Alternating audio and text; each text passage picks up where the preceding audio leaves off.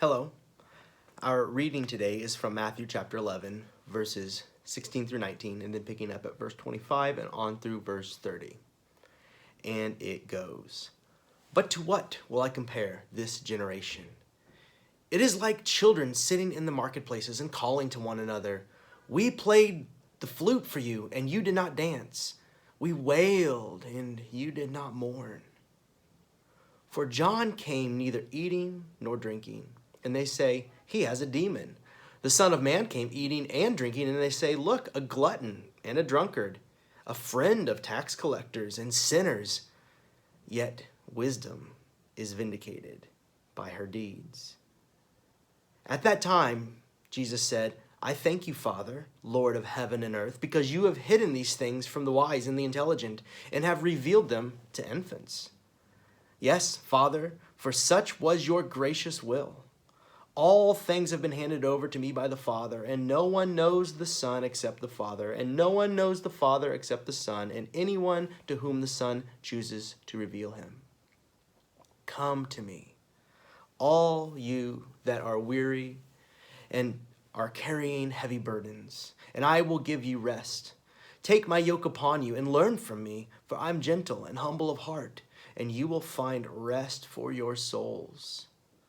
For my yoke is easy, and my burden is light." A pastor should resist seeing him or herself in the opening lines of this passage. It seems like we do a lot to try to get our congregants' attention. I might not have played the flute and asked them to dance, but I have tried different things to try to get congregants and the occasional visitor engaged. I might have even cried, never forced tears, and never to get any undeserved attention, but there you go. All theatrics aside, however, we do know that the church is having trouble wresting our culture's ever-diminishing attention span back into the pew and towards the pulpit or the lectern or wherever the talking is done, or to the songs that are in the hymnals. And we try our best to get them to wrest their attention away from the screens and their phones for a minute to think about the things of God.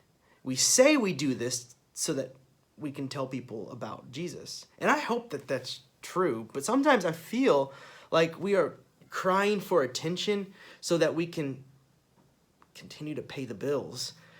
And this must never be the end game. But of course, no one could ever accuse John the Baptist of having that as his end game. I mean, he, if anything, did not pay the bills. He did not have mixed motives. He seemed to be of singular purpose, which was proclaiming the realm of God, in contrast to the current order of the day. He cried loudly and alone when no one would join him. He is that voice crying in the wilderness for things to change, and telling them that change is on the way in the person of Jesus. And he didn't own anything, really. I mean, he wore animal skins and he ate bugs, and his sad song is what is being described above, that song of mourning, and no one there to cry along with him. And Jesus said that he came neither eating or drinking, in other words, with an empty belly. In other words, he didn't come to party.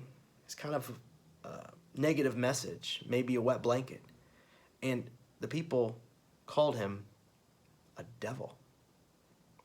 So maybe let's change the tune of the message. Maybe if Jesus comes with a lilting tune played on a pipe asking them to dance, he did not play the sad song as Jesus is describing in this passage. He said, "No, we played a song for you and you would not dance, even though we invited others to join the party." It says here that in contrast to John the Baptist, that Jesus did eat and did drink. Didn't matter. People still tuned out the noise and called him a glutton and a drunkard.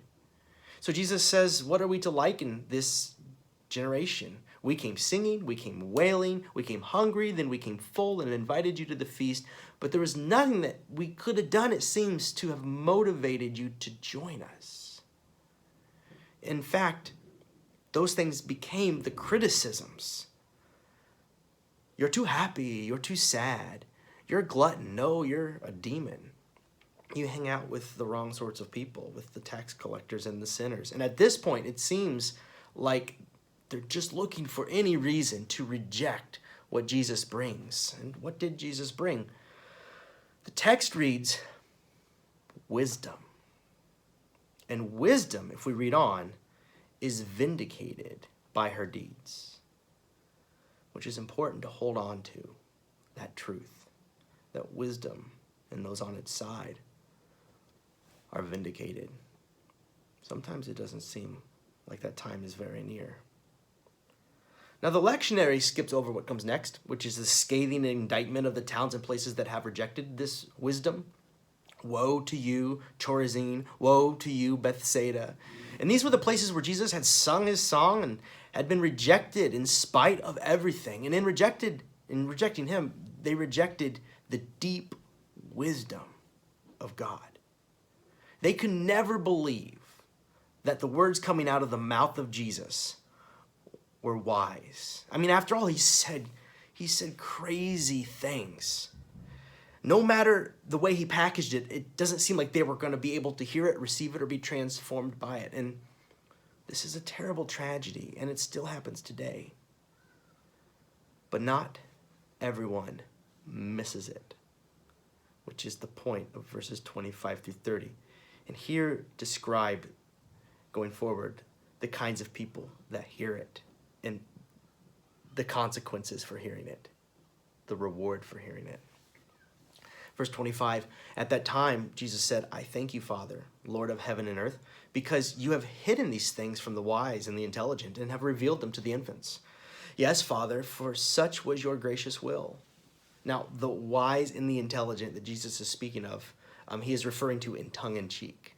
If they were wise in the ways that mattered, they would become captivated by the wisdom of God found in Jesus' message. They are the alleged wise and intelligent. Now, no doubt they have a certain kind of intelligence. They always do. No doubt that intelligence benefits them a great deal, at least in terms of material prosperity and comfortable living. It's always been this way. And those who profit by the status quo will bend over backwards to not see the wisdom in God. Jesus says something like, watch out, your life does not consist in the abundance of your possessions, which is something he said. And you can almost hear the rebuttal, ha, I bet you wouldn't say that if you were wealthy. It's a very convenient thing to say if you are poor. You sound maybe like a poor person. Kind of gives your life some meaning, doesn't it? Well, whatever gets you by. But that's pretty quaint. That's pretty naive. Or, love your enemies and pray for those who persecute you could be matched with the following quote. My motto is always get even. When somebody screws you, screw them back in spades. Donald Trump, 2007, from his book, Think Big and Kick A in Business and in Life. Hey, I didn't say it, but I'm not surprised that somebody did. I've heard it said in so many ways, many times before. This is, as they say, conventional wisdom. Conventional wisdom. And let's not even get started with that least of these nonsense. The least of these? Really, Jesus? That's who you want to prop up as the winners? Those who we think of as pathetic? Did I hear you say, blessed are the meek? The meek? Come again? That's loser talk. Winner talk is, well, let me give you an example. Blessed are the strong.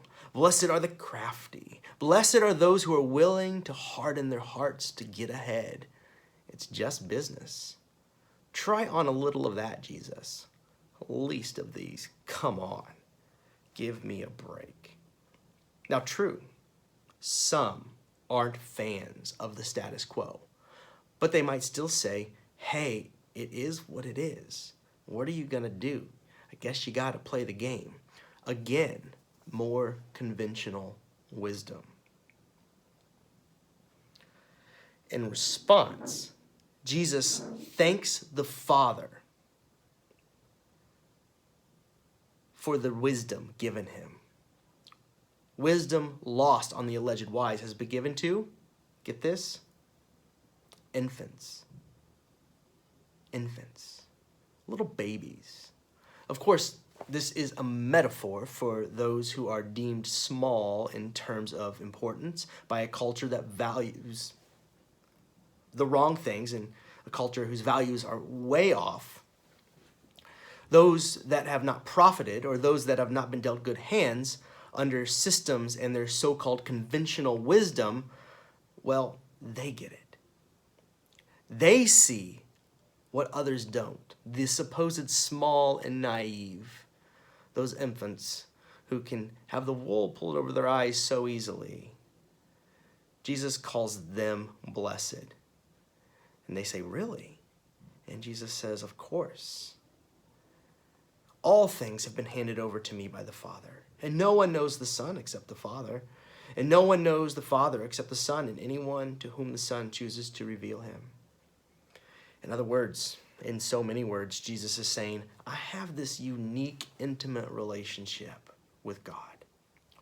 God has shown me what real value and true worth looks like, what life-giving communion with one another may look like. I have been given this gift because my heavenly parent loves me. Now, here's the thing. I give this gift to you. Come, please, receive what is your birthright. The intimacy is given to everyone. What should never have been denied the least of these is given them, restored. The wise ones of the age will look back in time and see that they were very foolish. Wisdom is vindicated, true wisdom. That the ones Jesus calls blessed are the ones who really are. And he goes on, says, come to me, all you that are weary and carrying heavy burdens, and I will give you rest. Take my yoke upon you and learn from me, for I am gentle and humble in heart. And you will find rest for your souls, for my yoke is easy and my burden is light. Burdens and yokes, not things that you think of as easy or light. I might paraphrase with the words from that old baptismal hymn. Come, brothers, sisters, let's go down. Let's go down to the river to pray. And you go down. That is where God builds up. From the losers, the weary, the heavy laden, the broken, the cast aside, go down there. Find one another at the feet of Jesus. And they are finally able to rest. You are finally able to rest. Jesus takes the yoke. Finally, a chance to breathe. This yoke is easy. It's made easier anyway, because now we lowly ones are not shouldering the burden alone. The thing about yokes is this. They are terribly heavy when you are carrying them in isolation and in loneliness.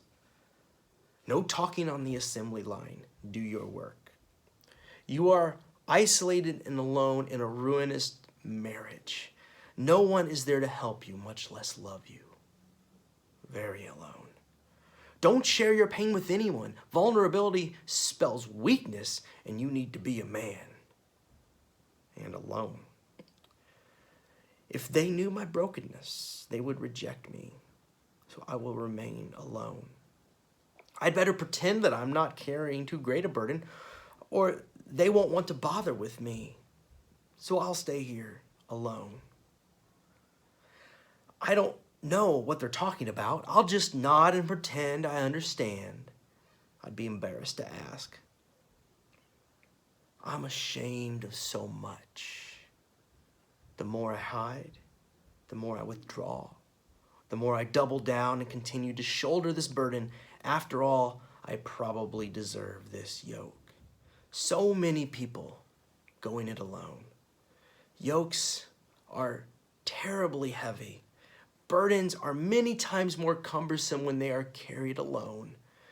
Sometimes they are impossible to carry, and when somebody is crushed by the weight of life, it's a terrible thing to see and a tragedy.